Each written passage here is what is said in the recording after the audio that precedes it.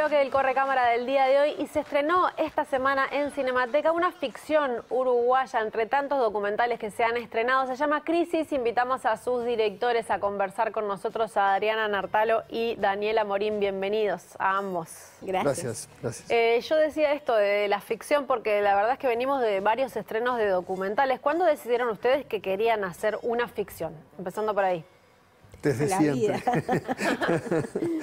Muy bien, ¿y cuándo esta? Porque es una película bastante peculiar, es una distopía, tiene algo que ver con la pandemia, es en un balneario, como algunas otras películas uruguayas, hay una enfermedad rondando, hay de todo. ¿Cuándo decidieron que querían hacer esta trama puntual? Esta puntual justamente surgió, o sea, porque cuando el 13 de marzo de 2020 pasa lo que pasa, a nosotros nos llamó poderosamente la atención como la enorme mayoría de gente, y entre ellos muchos amigos nuestros y amigos de nuestra generación, además, y ahora te voy a decir por qué lo de la generación,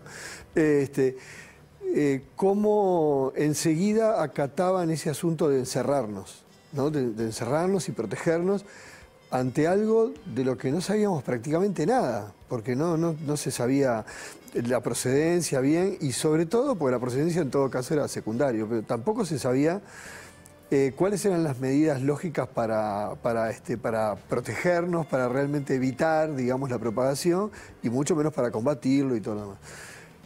Y además, diariamente habían noticias completamente contradictorias, o sea, de que hoy conviene tal cosa, mañana no, esto que convenía ya no, y en medio de todo eso, medidas tan drásticas, y nos llamó la atención. Nosotros pertenecemos a la generación del 83 por una cuestión de edad, y por esa razón, cualquiera de los dos tenemos esa tendencia a poner en tela de juicio las cosas que se digan, o sea, o por lo menos analizarlas y no tomarlas como verdaderas porque nos lo digan, o porque, por ejemplo, en este caso, los medios masivos de comunicación todos nos digan lo mismo. Entonces, a partir de eso, digamos, lo que nos llamaba la atención es que todas las medidas en sí, y viste que te hablo de las medidas, no te hablo de la posible enfermedad, sí, enfermedad no, o sea, de las medidas, todas iban en una misma dirección, porque se cerraban o se limitaban los medios de producción, o sea, bajaba la capacidad de producción económica en el mundo, ¿no? Eso lo que trae es empobrecimiento. ¿Quiénes se perjudican más con el empobrecimiento? Siempre los países más pobres, los sectores más pobres, o sea, los más desprotegidos. Los más humildes. ¿No? ¿Quiénes se favorecen siempre con esas grandes crisis? Los recontra superpoderosos, porque después nos van a dar las soluciones, nos van a dar préstamos pagables fácilmente, ¿no? O sea, todo eso. Entonces, favorecía a unos pocos y desfavorecía a la mayoría. ¿Qué pasa cuando suceden esas cosas? Que la gente sale y se manifiesta. Ah, no puede salir a manifestar, porque hay que aislarse. Entonces todo iba como en una misma dirección, y nos llamó la atención que gente, como digo, amigos nuestros, con la misma edad, con de pronto una posición ideológica relativamente parecida, y que sin embargo reaccionaran con una obediencia tan absoluta e inmediata. Y la manera de revelarse usted fue hacer esta película. Es notorio cuando uno ve la película que hay un mensaje político en realidad, no político partidario, sino justamente... No, claro. En realidad yo no diría de revelarse. Lo que nos pasó fue que nos llamó la atención, ¿viste? Y lo que dijimos fue, pero ¿hasta dónde la gente está dispuesta a acatar cualquier cosa que perjudique tanto su libertad sin saber del todo por qué? Y entonces eso fue dando pie a esta ficción que no tiene nada que ver con la COVID específicamente, pero que tiene referencias, digamos. ¿Qué se filmó? Ahí estamos viendo imágenes. ¿Se filmó en un balneario de Canelones? Sí, en Santa Lucía del Este. Pero como decimos al principio de la película, en realidad podría ser cualquier lugar, en cualquier época, porque en verdad es una historia universal, porque lo que tiene que ver y lo que nos importaba, ahora con lo que le preguntabas a Daniel, lo que nos importaba era mostrar, preguntarnos, más que a dar respuestas, porque la película no plantea verdades, sino que lo que hace es proponer una reflexión acerca del control social, hasta dónde vos aceptás que el Estado o una entidad o un sistema se meta en tu vida, cómo resuelve sobre tu salud, sobre tu vida, sobre tu muerte. El tema de la eutanasia también lo planteamos, es decir, y como tema a discutir, hasta dónde, ¿no? ¿Cómo son las cosas? No quiero tampoco spoilear ni plantear nada que... Hay un tema informático interesante. El tema justamente de la tecnología, como la tecnología... ¿El sistema único de salud requirió alguna investigación particular de la parte de ustedes para el guión? Para decir qué hacer, qué no hacer, estas conversaciones sí, más algunas informáticas. Cosas estuvimos investigando, sí, investigamos alguna cosa sobre cómo era que funcionaban el tema ese de los hackeos y todo lo demás. Pero mínimo. Pero mínimo. La verdad que lo que nos interesaba era que fuera verosímil la situación. De hecho, es una leve distopía, decimos nosotros, y todo se desarrolla en el hoy, porque en realidad lo distópico o lo surreal por momentos es lo que muchas veces vivimos todos los días y parece que nos acostumbramos y normalizamos cosas que no debiéramos normalizar, ¿no? A ver, si nosotros estamos, nos pasa a diario esto. Estamos viendo de pronto una película en nuestra casa, ¿no? Y entonces nos termina la película, nos estamos hablando de ella y de pronto vamos a googlear, a buscar información sobre tal cosa.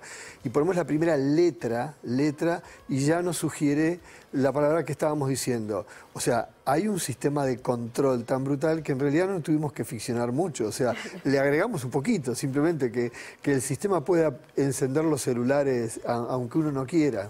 Y que no lo puedas apagar hasta que no lo puedas apagar hasta que no se escuche. Es mínimo. Es mínimo. Digo, eso capaz que dentro de un par de días ya pasa. Sí, totalmente. Cuénteme un poco de la elección de Julieta Lucena, de la actriz, que es una muy buena actriz. Sí, excelente. Bueno, para nosotros la actuación de Julieta es brillante. Es decir, ¿por qué la elegimos? En realidad es interesante saber que no hicimos un casting. Porque, ¿qué pasa? Nosotros hace como más de 20 años que trabajamos filmando teatro. Entonces conocemos a los actores porque los filmamos y ya los estamos viendo en cámara. Y bueno, y cuando empezamos a escribir la historia, a ver, para mí Uruguay tiene un montón de actores brillantes. Nos encantan los actores uruguayos. Y lo que nos pasó es que mientras escribíamos la historia, como que empezábamos a conversar y, ¿no estaría bueno Julieta y este y el otro y Y bueno, y lo notable fue que cuando teníamos el guión listo, cuando decidimos arrancar con esto, les planteamos la propuesta y dijeron sí, les encantó y eso fue brillante. Pero en el caso de Julieta lo que pasa, que para mí es imponente porque ella sostiene la película. Sí, es decir, recae prácticamente en ella. Exacto, es decir, si la protagonista falla la película. Y tiene, no sé, tiene todas las cualidades de una actriz de cine. Es una actriz de teatro, ella se dice, soy un bicho de teatro, pero bueno, tiene todas las cualidades, el gesto chico. Sí. Estás viendo la película y estás metiéndote adentro de su cabeza. O sea, para nosotros ayer fue maravilloso ver en la pantalla grande por fin y en esa hermosa pantalla de Cinemateca esos primeros planos que le hicimos y estar como metiéndote adentro de la cabeza del personaje y que Julieta lo dé todo tan maravillosamente bien. Esa función fue especial porque ustedes estuvieron un Q&A, unas preguntas y respuestas después de la función. ¿Cómo fue eso de encontrarse por primera vez con los espectadores? Estuvo buenísimo. Nosotros también hicimos en esta película una cosa muy rara, que es durante varios meses estuvimos vendiendo entradas en forma anticipada. Entonces fuimos generando, digamos, unos centenares de personas que compraban entradas. Entonces, ayer teníamos algunos invitados, sí, pero había mucha gente que había comprado entrada con mucha anticipación y bueno, y después gente que la adquirió a último momento, socios de Cinemateca, etcétera. Entonces, para empezar, teníamos una función con una gran cantidad de público. Yo no sé, pero supongo que 120 o 130 personas más o menos en lo que fue, estábamos en la sala más grande. Y estuvo bueno además porque nosotros del otro lado del mostrador hemos estado 1000 veces en Q&A y siempre pasa o que la gente no se anima a preguntar, que es lo más común, o si no, que es como que las preguntas después terminan siendo siempre como todas un poco las mismas. Y ayer estuvo bueno porque surgieron preguntas sobre los temas justamente de la película. Entonces fue, no sé, fue una cosa interesante de decir, bueno, capaz que estamos logrando realmente lo que queremos, que es que la película dispare el abordaje de diferentes cosas, pensar. Y fue imponente el después, porque nosotros ya habíamos anunciado además que todos los espectadores del estreno iban a estar invitados con una copa en el Tazú Bar Cultural, fuimos para ahí, y de esos 100 y pico, unos 70 más o menos cruzaron, y después de estar un rato tomando y comiendo un poquito y no sé qué, después de eso hicimos una larga charla que se transformó en un debate interesantísimo sobre un montón de aspectos conceptuales y formales. Bien, sí, conozco gente que estuvo por ahí, me comentaron esto de que se generó una discusión más política, digamos.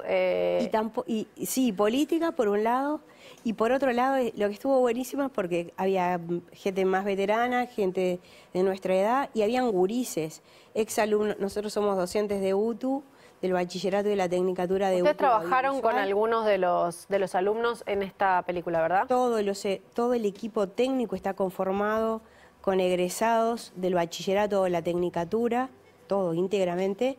Nosotros éramos los únicos veteranos. Y entonces, bueno, ayer había muchos gurises, amigos justamente del equipo.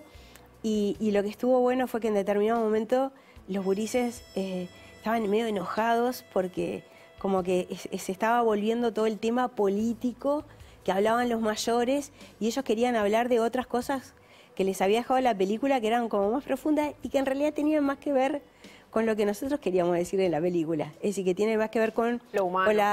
Con lo humano, con la reflexión profunda, por lo que pasa contigo cuando te enfrentás a ese tipo de disyuntivas y qué hacer en la vida, cuando no te sentís parte de una sociedad que te está planteando determinadas cosas que no te gustan y sentís que te dicen, no, pero esto es así, y como que no hay otras posibilidades, que no hay caminos. Y eso fue re interesante. Entonces nosotros en nuestra calidad docente ahí en el lugar, ahí en Tazú, le pedimos a los mayores que escucharan a los jóvenes hablar, y entonces estuvo bueno porque fue ver otros puntos de vista. Es decir, porque había incluso gurises que de repente vivieron. Yo tenía un exalumno que compartimos el segundo año de pandemia dando clases en forma virtual.